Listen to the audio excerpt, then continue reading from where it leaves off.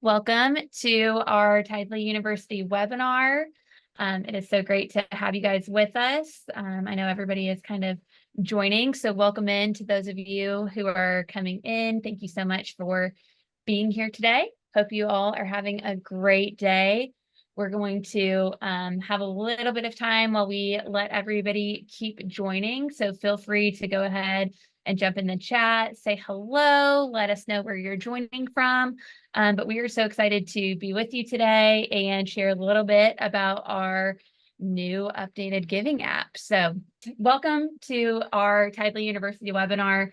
My name is Bethany. I'm joined by John. I'll introduce us a little bit more here in just a second, but just wanted to share, I'm part of the customer experience team here at Tithely. So if any of you guys have been with Tithely for a while, you've probably interacted with members of our customer experience team, maybe as you were getting started and onboarding, or if you've ever reached out to support. And so we really strive within customer experience to be by your side and for your growth. So as we share about these, updates to the giving app today, please keep that in mind that we are here to partner with you. So we're going to take some questions during the webinar today, but we also are always here for you if you ever need to reach out to our team. You can always reach out to support@Tithely, and we'll give you all of that contact at the end of today's webinar too. Okay, so like I said, my name's Bethany. I am part of the success team here at Tithely, and we're joined by John. He is our product manager and expert of everything that's good about Tithely. So, I'll let him introduce yourself a little bit more, John, if there's anything else you wanted to add there. I'm a group product manager, which means I get to work with a number of product managers. So I get to work on the finance side, which is what you'd think with the giving app, giving form, things like that, as well as the entire admin dashboard that you're used to of like looking at transactions, looking at bank deposits. But I also get to work on the church app side, the site side, all the other parts of Tithely. So I get to, I guess, have my hands in a bunch of different pies. I don't think that's the right way to say that, but I just said it. Nice. Cool. Let's go ahead and take a quick look at our product suite here at Tithely. As you guys know, we're talking about our giving app today, which lands right where John was talking about in this finance suite of products. And the great thing about the giving area of Tithely is that it's so connected to everything else within Tithely. So some of you guys may just use Tithely for giving, and some of you may have every product listed on this screen. And so no matter where you are, what we're talking about today is, part of your experience. But if you guys have any questions about any of these other product areas, always feel free to reach out to us. Okay, so a little bit of an overview of what we're going to cover today. We're going to talk through our new giving app and some of the updates to that. So that could be the login and the sign up process, the giving flow, recurring donations, flexibility, and then John is going to give us, I'm sure, just an amazing demo of all of that. Before we get started, I did want to mention, you guys have been doing a great job using the chat for all of your comments so far, but I did want to call out the Q&A box. You should see that on your Zoom screen. So if you have specific questions as we're going throughout today's webinar about anything that we're covering or sharing, or just how this relates to, other things that you may be thinking about, please put them in the Q&A box. We're going to have a dedicated Q&A time at the end of the session. So make sure to put those questions in the Q&A box. That will help us make sure we don't miss them in the chat. And then we'll be able to address all of those when we get to our Q&A time. So John, I'll go ahead and hand it over to you. All right. Well, awesome. First of all, great intro, Bethany. I love to hear you even describing your heart and you even, whatever you said, your cheesy, I'm going to call it sales pitch. It's really your heart. It's Tithely's heart as well. And we talked about, we did that product slide. We showed all the different products we have, but obviously Tithely started as a giving platform. And what has me so excited about things like this big giving app launch, as well as if you were with us a year ago, the new giving form launch that happened a year ago, is just how these massive updates make it so much easier for people to be able to log in, give, and be able to manage everything. Because like something that's very close to my heart, I'm sure it's close to Bethany's heart, and so many people from Tithely, is like all of us are on this journey. And I believe everyone on this webinar, probably, you have a relationship with Christ and you've been on a journey similar to ours. But to me, one of the harder parts of that journey on the tail end is the part of being able to decouple from finances. This is from a personal story. I'm not judging any of y'all here, but there's all these different stages of like, hey, this is the first time you ever gave. Hey, I started giving regularly, but I'm giving like $5, $10 to I'm giving a tithe to I'm giving above and beyond. And each of those stages From my personal experience, I believe we all can see God through those in ways that we've never seen him before. And that's what has me so excited about things like this, which you could say, that's the dumbest thing. You're excited about an app launch. But no, I think this is huge in the way we've built it, as one of the final points Bethany brought up was flexibility, what this is going to allow us to be able to do. So the weird thing for me to say on this slide, but just want to touch there, just to hopefully to let you know a bit of my heart as I'm talking through this, why you might, I generally am really excited either way, but as Bethany can tell you, but like I truly am really excited about this as we're able to launch this now. So before I even dive into this, note if you have an iOS device, meaning iPhone, iPad, then this is available to you. This fully rolled out to everyone in the middle of last week. So you can go use this yourself, but this will be a great opportunity for you to be able to see it. If you have an Android phone, we are working on that. It will be coming, and this is not a slight against Android by any means. As someone who actually used to work on the church app side of the house, I am probably more passionate than anybody else in all of Tithely that there is not a better platform. And I mean that. Like, it is in some cases, just because of the tooling, it makes sense to chase one thing first. And in this case, it made sense to chase iOS first. So keep that in mind if you're an Android person here and like you got that QA question, you're ready to rip me up on it. Feel free. If you really want to rip me up, go for it. But just know this is not a slight against Android. It's just the way building makes sense and building natively for both platforms. So login sign up, what I should have been talking about like 3 minutes ago. The first point here, login sign up, this is an important one because this is the experience every new donor has as they're dropping into the Giving app. And this doesn't mean like they've selected your church and they're then doing it. This means they download that Giving app. This is the first thing they see. So it's so important to get this right. And we spent so much time, and honestly, if you saw everything we thought through as we built the new Giving app, I'd say a third of the work surrounded just the sign in, sign up flow, making sure we really nailed it and got it working really well for the donors that are using it. We wanted to make sure it's seamless. This means that whether or not on this screen on the left, whether you're choosing create account or sign in, whether you want to sign in with your phone number or email address, whether you still want to sign in with a password. What if you decided to say you want to create an account, but you already have an account? What if you chose to sign in, but you never had an account at all? Making sure that all of the paths that a donor can choose doesn't just kick them into like a fail state or kick them back to the start and they don't know what to do, but making it so it's a seamless path. And once again, if you were with us during the launch of the new Giving form, you were already able to really experience this with a big change. But for those using the Giving app, that change wasn't there until today, honestly, until last week. So it's so great to be able to have that flow. And as I mentioned, hey, just like the new Giving form, my second point here is universal. Tithely is moving into a single authentication flow. And it's not there yet.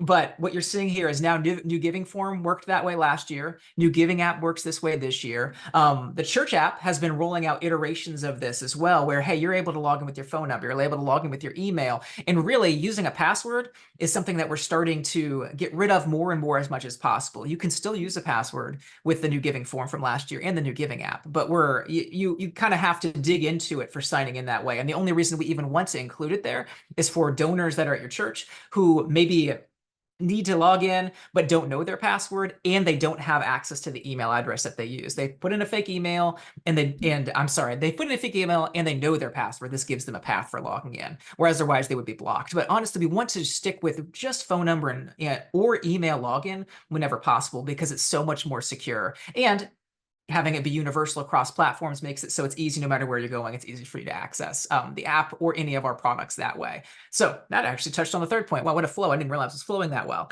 Last of all, session carryover. If any of your donors use the old, or yourself use the old Giving app and download the new Giving app update, and now you're in this beautiful new app, it will just kick you right into being logged in. It won't ask you to log in at all. And this is something that we were very passionate about getting right because we didn't want a bunch of donors landing. And I mentioned like, hey, what if they don't know their password? What if they don't have access to the email? All these different things that could happen. We wanted to make it so, hey, if you were logged into the old Giving app, you're logged into the new Giving app, and you must, if you use mobile, you must be familiar with the cases where, hey, you download an update and you're logged out. And you're like, oh man, I'm logged out. What in the world? And you're trying to figure out what to do. We didn't want donors running into that situation, and this is something we're really glad. Like we've tested it over and over again, making sure it's working. We actually within the company tested across, I would say a third to half the company was using the app, making sure it was working, that this session carrier was working. And this is a one-time thing. Once you do it, it's done. We want to make sure that this transition of all of these donors, it was as smooth as possible. So you run into a thing where you're trying to help all of your donors figure out what to do. So that gets me done with this slide. Next slide.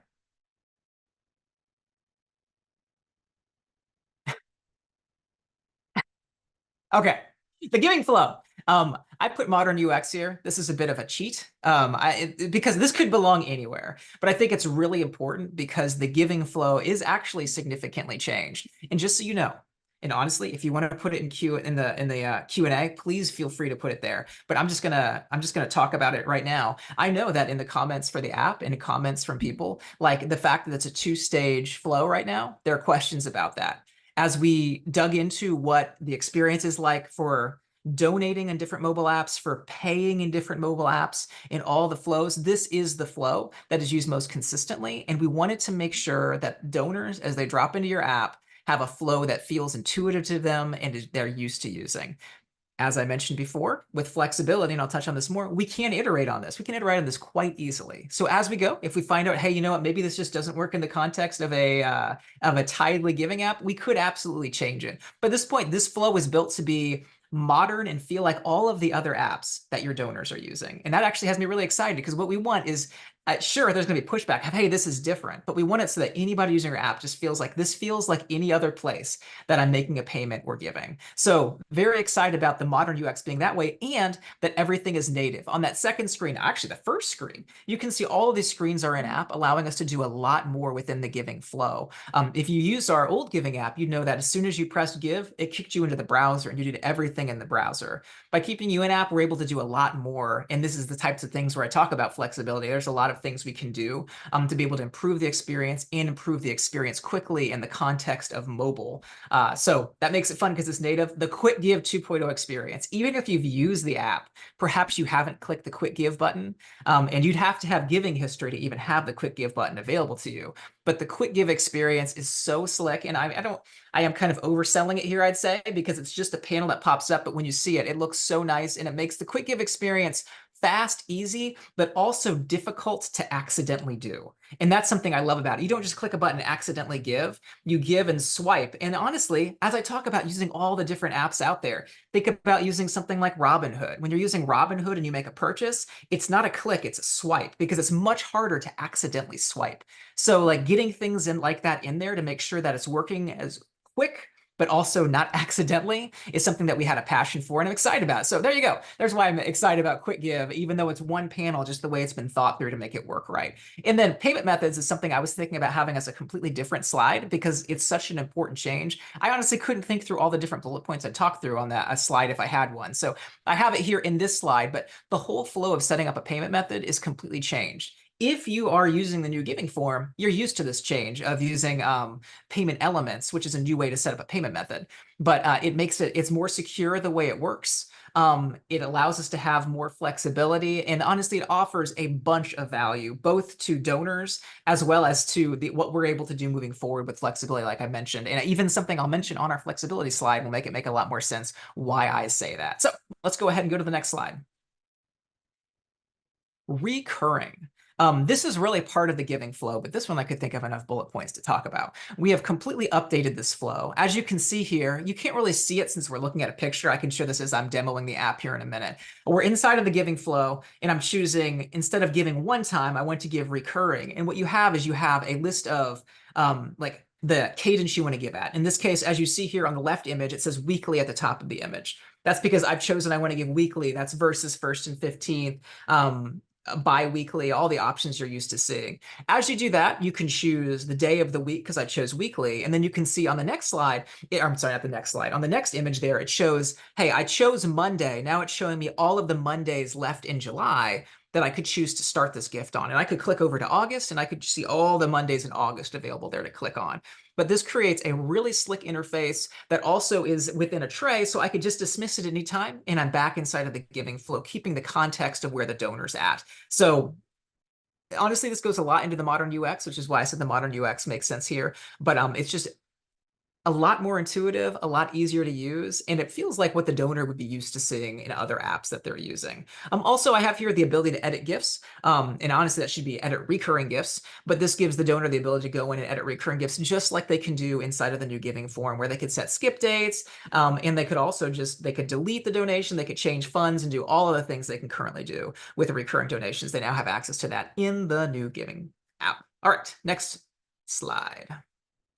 Next up is flexibility. This is a weird one because everything else I've talked about has been talking about actually using the new Giving app. In this case, I'm going to talk about a bit of the future, giving you a peek. These two screens you see here, if you're using the new Giving app, you won't even be able to access these. These are taken from our QA environment of the things we're using in QA right now. But I show this and talk about this because this new app is built for iterating quickly. And this is so that we can implement feedback that we're getting from you quickly, and also we can make data-driven changes. Hey, we're seeing donors hitting this wall, like they're getting to this point and they're not taking the next step we're expecting them to take. We're able to both see that and able to help them get across whatever that is that's blocking them, because now we understand there's a blocker here. This is night and day difference between what we were able to do with our legacy app, and I couldn't be more excited about it. In this screen you're seeing on the left-hand side is Face ID. Now, if you used our old app, you know Face ID was possible. So this isn't me like touting that, hey, look at this next big thing that we're introducing. The fact that we're able to quickly introduce it here, we got the app out and now we're able to quickly introduce it, has me excited. And on the right-hand side, I mentioned the ability to set up a payment method. If you've used the app now, or even used the new giving form, you'd know that as you see the screen that you see on the right, you normally see where you see credit card there in that screen. Like what I mean is that greenish block that says credit card. You'd see next to that block would be either bank account or Apple Pay. And then the other one would be listed there if bank account was available on this. And it could be a Canadian church or whatever, which is why it isn't available there in this image. But in this case, you can see we've actually moved Apple Pay and made it much more prominent. This is so that as donors drop in and are setting up a payment method, there's a good chance that maybe they don't have a payment method set up, and the fastest way for them to do one, especially if they're using credit card, is just to select Apple Pay. So we're moving it up there so that we can start testing. Hey, does this make it so a lot more credit cards are quickly set up? Are people getting through this flow and able to set up a payment method faster? Or what is the outcome of this? And that is exactly what I mean by data-driven changes, as well as quick implementation of feedback, as we've gotten feedback from churches about wanting to have Apple Pay and Google Pay more prominent within the app. So I am very excited about this, and I'll be able to touch on this even more as I go into my demo, which I believe the next slide is just a big old blank demo slide. So now you all get to watch me struggle live, which is fantastic since we have over 100 people watching me do this. But I'm going to try, as you quit sharing, Bethany, to start sharing my screen. And that means you're going to watch me share my phone, which means you're probably going to see me talking through two different screens. Maybe we'll get some feedback involved. Ooh, there we go. Okay, so I think I saved the seed feedback. Let me turn my volume down. I told you this was going to be a struggle. At least I warned you all. You're doing great. Now I'm going to now I'm going to start the broadcast, and here we go. So you're seeing me share now. Bethany, you're the only one that can really talk directly to me. Is anything funky going on right now?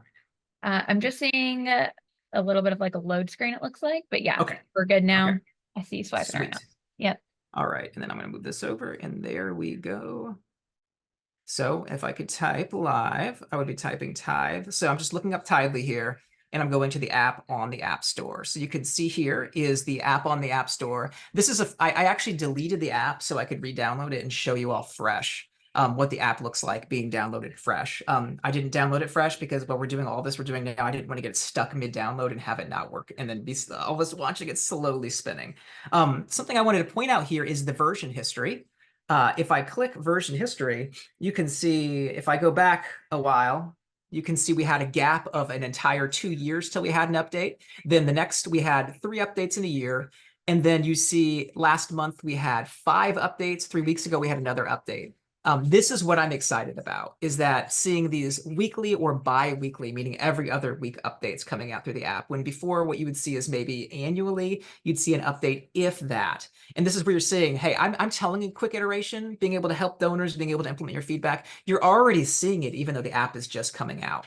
And I can tell you, with the fact that you're seeing a 3-week gap, that is just because we've been working to roll this app out. So the way an app rolls out, in our case, of rolling it out carefully, is you roll it out 1%, 2%, 5%. You're rolling it out to a chunk of donors. You're doing it slowly, analyzing and making sure everything's going well. So these 3 weeks were us just monitoring as we rolled it out slowly to make sure that the rollout went fine, paying attention to feedback. And I find it important to show that. I also did this on Church App site as well as I was on that side of just making it clear, hey, I'm not just saying we're updating this often, we actually are updating it, and feel free to watch that and hold us accountable for it, because this is a team. We have a team dedicated to both engineers and a product manager just to making sure this app is updated and that we're making it the best experience possible for you and donors. As I select the open button here, which obviously, I don't know why, if you use iOS, you know exactly how to use the App Store. This would be a download button. As I click open, it will kick me into the app, and you can see I'm dropped here because I'm not logged in. This is considered like a first session. On the screen, I have the ability to create an account or to sign in. Now, I'm going to intentionally do the wrong thing. I'm going to say, hey, I want to create an account. And as I do that, I'm going to create an account with a phone number that I've already used to set up an account in the past. A great example of this happening is I've given through the new giving form. I've set up a phone number there. I download the new giving app for the first time as it's now available. And now I'm trying to create an account because I don't realize the two are the same thing. So I'm going to come here and type my phone number in. Everyone, this is my phone number. Be responsible with it, please. There we go. I'm going to put my code in. Disclaimer here, my account, being in the position I'm in, is connected to so much stuff. I test church apps on a daily basis. I test giving through churches, test everything. That what you just saw there, the time that was spent as I said that took way longer than it would take for a standard donor or even you yourself. That is because it's like seeing John Holtcamp everywhere. I just wanted to do that as a disclaimer as it was loading. Now, I said I wanted to create an account, and it just kicked me in. That's because it saw, hey, this person already has an account, and just logs them in instead of blocking me and putting me through all sorts of loops. That was just one small example of like the ways this works for allowing you to be able to work through issues that you could possibly run into. I'm also going to sign out one more time, and we're going to go here. If I wanted to sign in, actually, let's do create an account. If I want to create an account, you can see I have the ability to use an email here.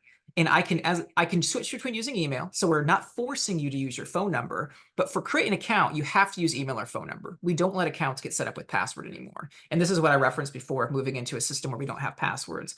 As I choose to sign in, I can use email, but I can also try another way. And I just make this clear in case you have a donor that runs into this issue of, hey, I don't have access to my email and I can't get logged in. There is a path here for using email and password if someone wants to, but also we're highly discouraging it. It's less secure, and we're moving into a system where passwords aren't used anymore. So we didn't want to block donors from being able to use the app, but we definitely didn't also want to create a path where we're encouraging that flow. So once again, because I was already awkward enough that I was sharing my phone number and making you watch this load, I'm going to do it one more time and get into the app, and then we'll walk through just a few more things in the app before I finish this demo.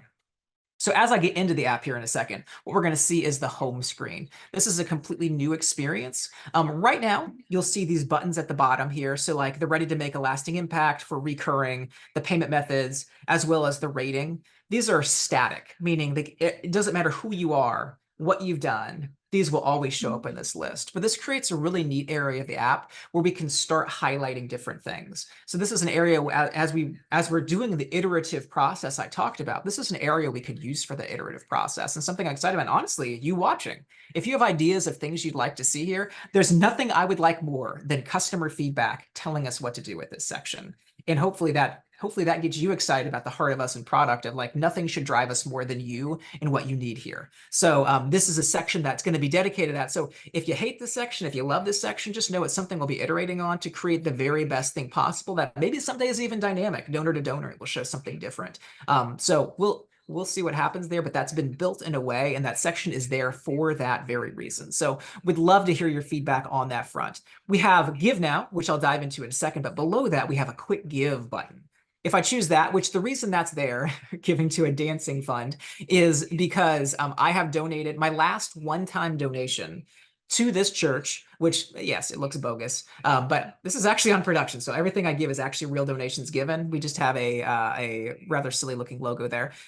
As I click this, it's actually just asking me to give the very same donation I gave last time. So I'm giving to this fund, which is the dancing fund. It's a one-time donation using my bank account. And the total would be $1.29. As you can see, all I need to do is slide to give. So that's where I'm saying what we're doing is making it so I don't unintentionally click. I don't leave the screen open and accidentally a button gets pressed. No, I actually have to slide this because it's so easy to do. We don't want to make it so it's something that's easy to accidentally do. So That was one of my passions. That's where I was talking about Robinhood earlier and other apps you see where they're not making it too easy to accidentally make a payment. I'll click the Give Now button, the button above that, the main button here. And you can also, by the way, go into the same flow by pushing this big green button here, which I'll do that instead. And you can see the same thing happens. As I go in here, I'll do a dollar, we'll do a $1.10 donation. I'm feeling very generous. And I'll click Continue. And here you can see all the different options. These options reflect the options that you have set up inside of your Tithely dashboard. So on the giving form, whatever you've set to show here will show. So if you always collect address, address will show. If you're always collecting member ID, or you want to have member ID as a field, member ID will show. So this will show all of those fields that you're collecting in the giving form, and it will reflect them here. So that's what you're seeing here. And as you can see here, cover the fees isn't even showing here, because in this case, cover the fees wasn't set up on this, because every day we're changing different things in here. But that's why you're seeing the setup you're seeing here. And in general, cover the fees would always show on the screen. From here, I can select my fund, which you can see. Remember, I mentioned the trays and the tray system. You can see everything comes up through a tray. So I'll just give to Tithe this time. If I want to give a recurring donation, I can choose we talked about weekly, Wednesday, and now you can see all of the Wednesdays. So it's choosing Wednesday the 17th as the choice, because that's tomorrow. But then it'll give me the option to choose the 24th or the 31st, and I can go forward to the 7th, 14th, whatever. Every Wednesday for all time in the future, I could choose. You can see since we had Wednesday, you can see here it's showing you, and I love this. The first gift will be given on Wednesday, July 17th, 2024. This way, as they're clicking through everything and they get to the end, they're like, man, I wonder if that was actually what I thought it was, like I just did. If you haven't experienced that, well, first of all, congratulations. But oh my goodness, this happens to me all the time. Outside of just giving, I finished filling out something I'm about to do, and I'm like, ooh, I wish I had a summary of what this thing is I'm about to do. This gives you that summary. The first gift will be given on Wednesday, July 17th, 2024, and you can see that it's weekly on Wednesdays. You can see my payment method. Oh no, I did the worst thing possible. I let my phone go to sleep. There we go. I'll get this, guys, I promise. I'm actually going to, I think, have to jump off the call and jump back on it because it's so awkward being on mobile. Nope, I think I figured it out. Awesome. Here we go. Once again, starting my broadcast. Sorry, everyone. Too many hand gestures, not enough actual presentation, I guess. Here we are back in the app, right where we left us. There I am. All right, so as I click this, it will show me the payment methods. And as I click payment methods, you can see, one, goodness gracious, does this man like to set up a lot of payment methods to test things? That's true. Two, I can add a new payment method with the button you just saw me press. And here is the screen we just talked about. You can see here is Apple Pay. And you can see what I meant by making it much more prominent. This is Apple Pay presented in the same way the rest of payment elements are displayed. In that new version I shared with you, Apple Pay was brought to the top with that Apple Pay button everyone is used to seeing. So as someone comes in to set up a payment method, that made it so it was super straightforward how they set up Apple Pay, because it's the thing they're always used to seeing. So that's something that has me excited about, hey, we had a lot of feedback on this. We were able to quickly iterate on it. And you'll see that like probably next week being live in the app. And you'll just continue seeing iterations like that. So with all that set up, and by the way, as you can see, I could have dropped in this and not done anything because it remembered. And remember, I downloaded this app fresh. I'd done nothing. It dropped me in, had a fund filled out, which was a dance fund, I think.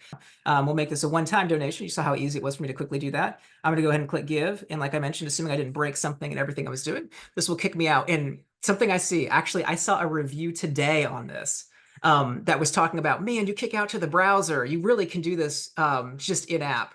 Let me tell you something. I've been involved making mobile apps for over 10 years. I've probably dealt with over 1,000 Apple rejections personally. Just rejections of, hey, we can't let this app on the App Store because of X, Y, and Z.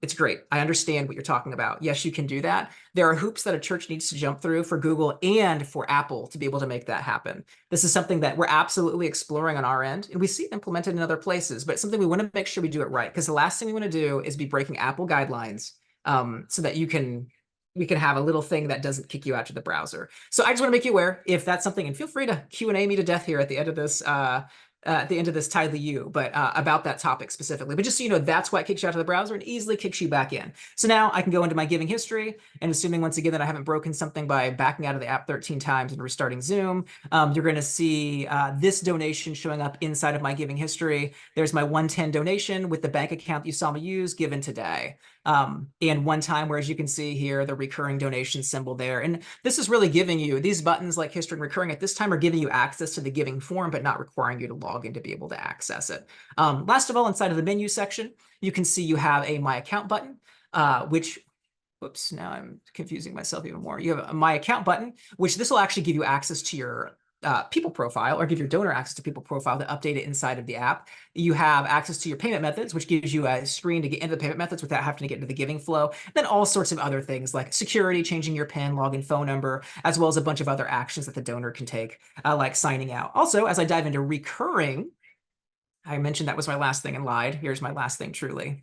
And as we dive into recurring here, you can see my list of recurring gifts. And like I mentioned here, I can look at, for instance, the September 26th gift. I can click the edit button, which was the pencil there on the right here, and I can actually update all the details about this recurring gift, including the fund, the amount, and all of those things. Yeah, so that gives you a walkthrough, a painful walkthrough, since I obviously have no idea how to share my phone, but that gives you a walkthrough nonetheless of how to how the new giving app works. And I look forward to now diving into Q&A. Awesome. Thanks, John.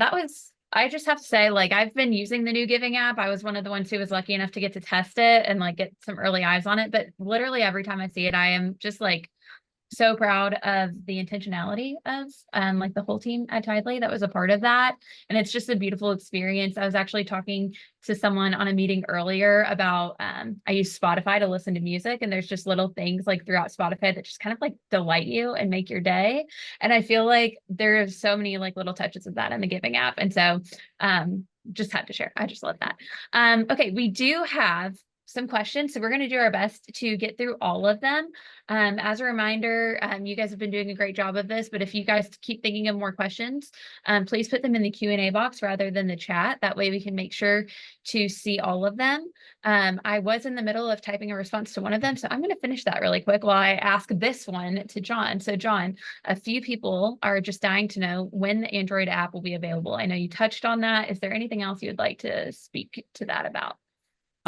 We're actively testing it now. We have flows like getting like the login flow, getting into the app, making a donation. So like the app is there. Now we're just, I would say, in a cleanup phase, as well as adding in some final things. I'm getting super technical on you. So this is probably the worst thing I could possibly do on this call, but I'm gonna do it anyway. The app is built, I would call like cutting edge, like with using what is called Kotlin multi-platform. And that means it's the code base on the back end is actually a shared code base. So a lot of things between Android and iOS are the same. That means we can make many changes in one place and it will impact the iOS and the Android app. The front end, so the stuff you actually see in the app, that's actually coded separately. So I'd say about half to 3/4 of the app is built and ready to go on Android. And now we're just going through and saying where we need to clean things up, having a designer go through and see everything. The last quarter of the things we're working on, this is a terrible answer, and you probably feel what I'm about to say coming. So just get ready to punch me in the face, but don't break your computer. But I can't really give you an exact date because it's a mix of, all right, as we start cleaning up everything we need to clean up, what are we willing to launch without? Like, and it's really going to be a deciding factor of do we need exact parity or not. So our goal, absolutely, we want to have it this year. It will not be within the coming months though. And this is something like all our eyes are on this. The team has now, I mentioned we're iterating. The team, about half the team is focused on just getting the Android app done, while the other half the team is focused on the iterative process on iOS, just to get everything in perfect shape, because those changes will impact the Android app directly, and just making sure that as that Android app launches, it has all of the benefits that the iOS app had of getting to iterate quickly on that side. So if I was you, I'd probably be frustrated with me. So I just want to say that out loud. So I understand, or you understand, I understand you. But at the same time, that gives you an exact understanding of where we're at. And also, once again, I have a Google Pixel phone right here. I have like 5 Android phones over here. We are not neglecting Android. I demand we don't neglect Android. This is just how it made sense to develop the app. Cool. Awesome. Thank you, John. I have a quick and easy question that we're going to hit really quick, and then we'll keep going on. Is this webinar going to be emailed since it's being recorded? Yes. So all of you who have registered, you'll get a recording of this webinar. So do not worry about that. Next question. Will the previous version, I'm assuming they mean the previous version of the app, continue to work following the launch of 2.0? So John, do you want to speak to people who may have been using the old version and how that will transition? I mean, The way that an app, and some of you probably don't know this, at least even if the person who asked this answer seems stupid to you, I think this will be helpful for everyone. The way that an app update works is it depends on how the person has their phone set up. They can get automatic app updates, which means at night, if they're on Wi-Fi, they'll automatically get the app updated. A majority of your donors are just going to have that happen. There are donors who have that turned off and they have to go manually update the app. Now, that may be the people that you're concerned about here, because that means they're on the old version of the app. The old version of the app will continue to work, but you need to also keep in mind that as we're migrating everyone over to the new giving form, which I'm sure there are people on this call right now that aren't on the new giving form yet, as we're now getting everyone into the new giving form and eventually really migrating you to the new giving form if you're not doing it yourself, there's going to come a day where we're no longer even looking at the legacy stuff. So there's going to be an important point where really you need to get the donors to start using a new thing, because we're not going to maintain both forever.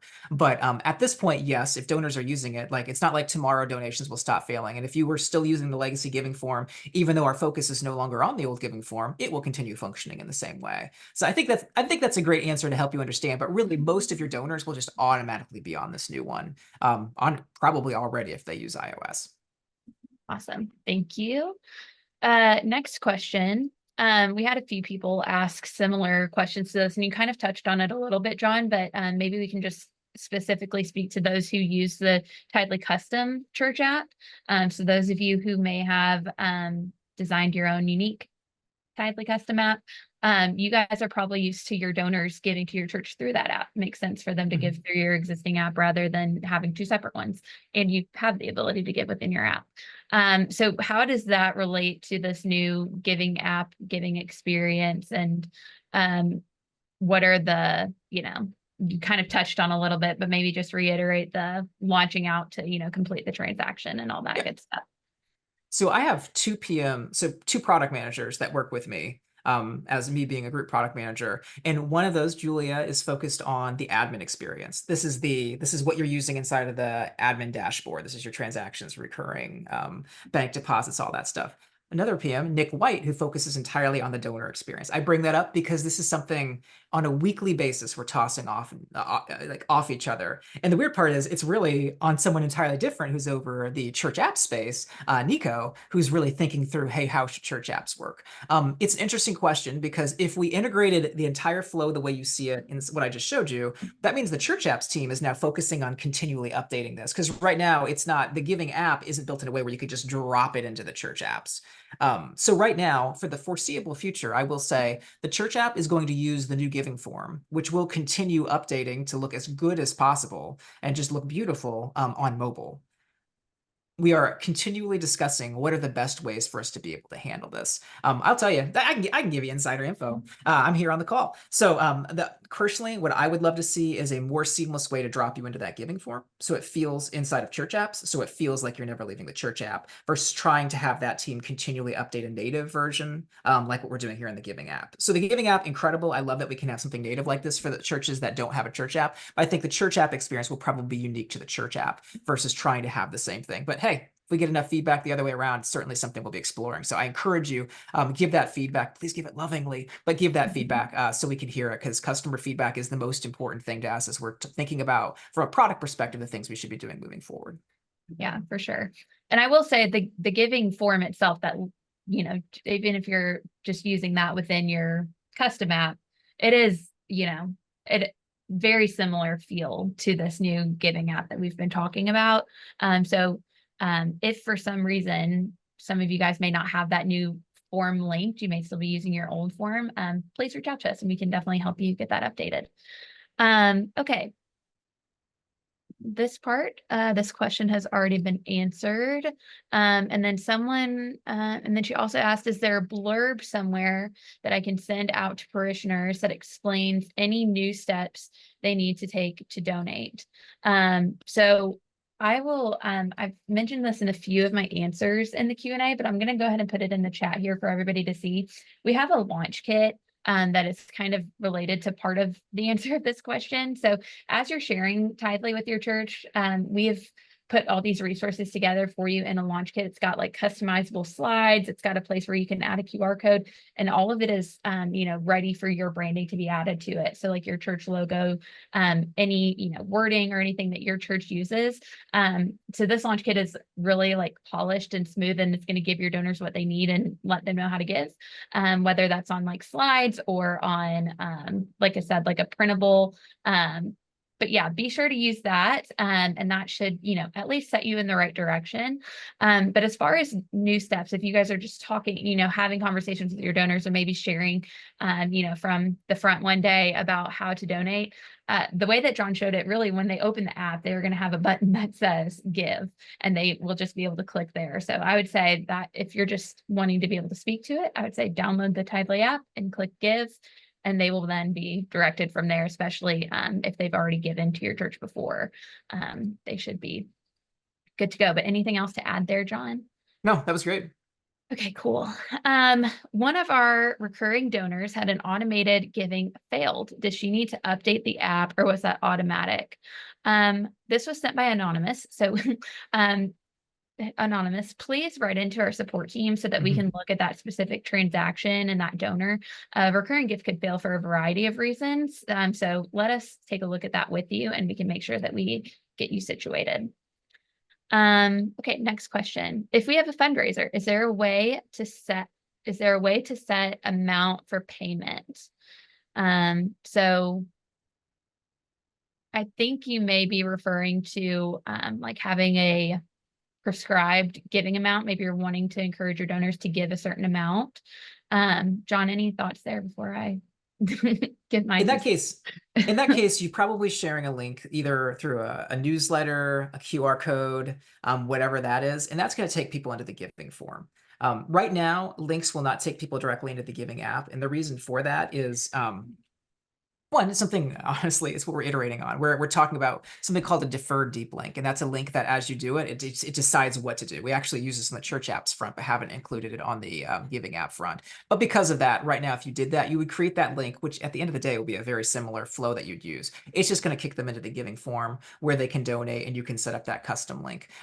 In the future, this is something absolutely, as we get more feedback, and as we said, the app came out last week. So as we get more feedback, perhaps it becomes very apparent we need to implement something like that. And we actually have the infrastructure to do it. In many cases, it's more of how do you prioritize versus is it possible. So if you have a passion for that, please give us that feedback. But yeah, right now, what you would do is create that link, and it would send them into the new giving form versus the giving app.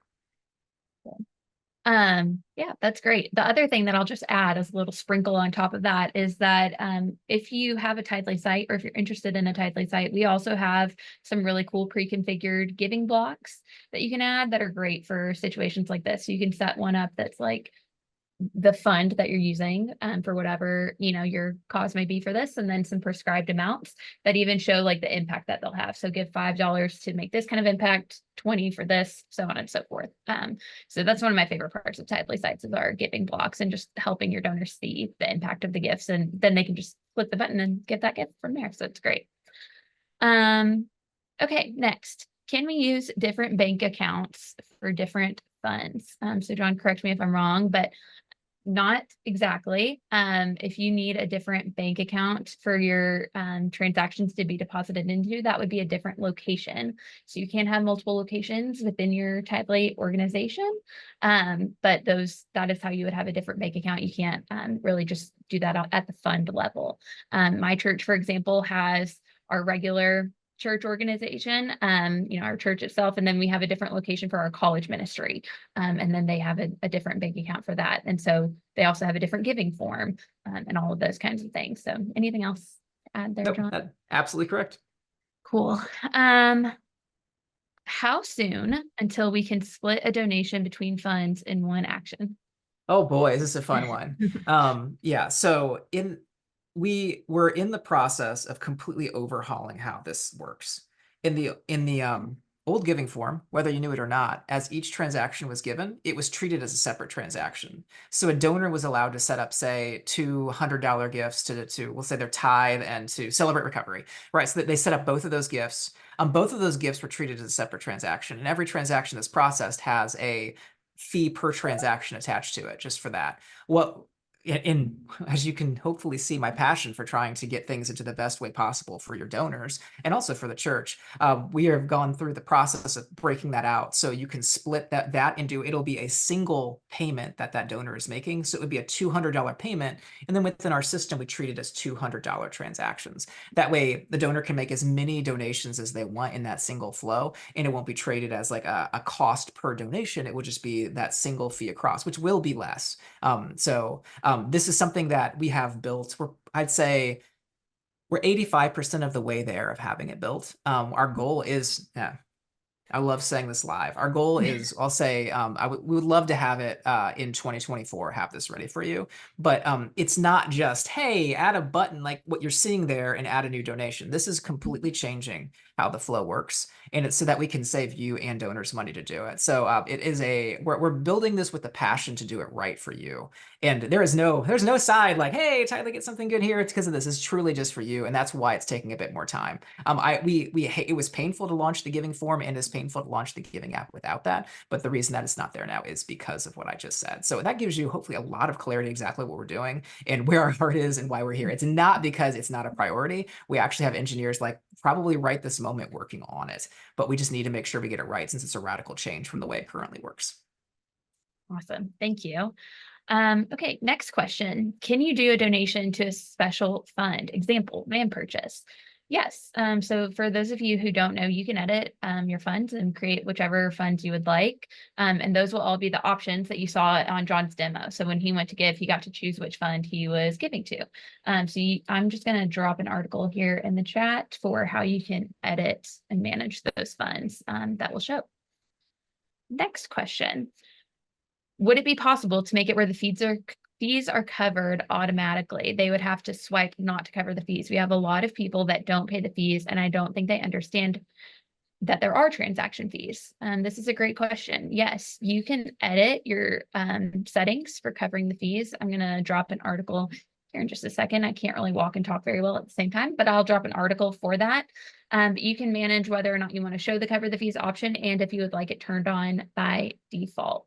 But John, any other comments about covering the fees? Nope, that's exactly right. And this is where we said, if you go into the giving form section of your Tithely dashboard, inside the giving form, you have the ability to say how you want cover the fees to work. And remember, when I demoed that, because I'm in there toggling like crazy, making sure everything works, you actually saw that cover the fees wasn't even showing, but you could have cover the fees showing, and you could have cover the fees defaulted to on. Cool. Okay, next question. If I make a QR code to put on our church website, do I need a separate one for iOS users? So I think they're referring to the fact that the Android app is not in the 2.0 version yet, but they need a separate link. I believe they would anyway. Is that right, Well, John? this goes back to the previous question. Right now, the QR code you create is just going to take them to, well, actually, let me see here. We have a QR code to put on our church website. I see what you mean. This is a QR code to download the app. Yes, it would be different. And I mentioned deferred deep links and all these terms that probably nobody wants me to be talking about right now because they're super technical. That's where you get into that, where we really want to have a deferred deep link that treats it the right way, chooses the right app. But right now, yes, you would want to have a link for iOS and a link for Android. So a button for both of those. Okay, cool. Okay, next question. I updated the app and it deleted the rest of my, I think it's saying Tithely app that was connected to it. How do I get the Tithely app back on my phone? I think I need the integration link. John, anything jump into your mind for that? I'm not quite sure I'm following, but maybe we can have our support team help them out here. Yeah, I would reach out to support on that one. The Tithely app is completely like, as it comes to like how your phone sees it, the Tithely app is completely separate from the Breeze app. Like it would have no way of thinking, oh, because you did this, it should do this to this app. I mean, the iOS and actually Android as well. Like apps can't impact other apps that way. So I'm not sure what happened there. I'd reach out to support, but nothing about what we've done. And honestly, what we even can do, there's no way we could do what you just stated. So something else is going on there for sure. Cool. Last question for now, in case anyone has some that they're still typing out. So a split donation would be deposited to the same bank account, not have the ability to go into two different accounts. So yes, that's correct. So what John was talking about, when you're able to split one transaction into two different funds, so you're giving one to offering and one to missions, those would still be deposited into the same bank account, but you as the admin and them as the donor would be able to see how much they had allocated to each different fund.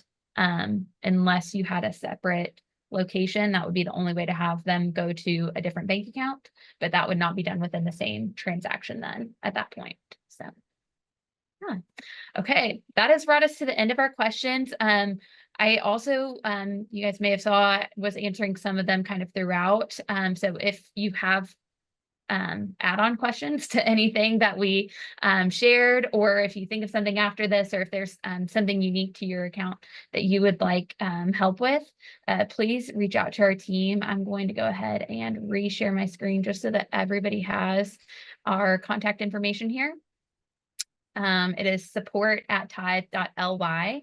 That is the best way to reach our team, and they are amazing and will help you with anything that you need for your account. I also want to take a quick moment to encourage you to join our Facebook group. So if you go on Facebook and search Tithely users, I believe, you should be able to find our Facebook group and let us know your thoughts about the new giving app, because we're really excited to see you guys using it. And one of my favorite things about the Facebook groups is getting to interact with other churches about their wins and, ways that they've seen Tithely work well for them, or ideas that they've had about how to share Tithely, or, unique use cases and all that stuff. So be sure to check that out. But that is all that we have for you guys today. Thank you so much for joining us. Please continue to stay connected with us, reach out to our team. Like I said, this webinar was recorded, so you'll get a link to the recording in your email soon. John, any other parting words before we go?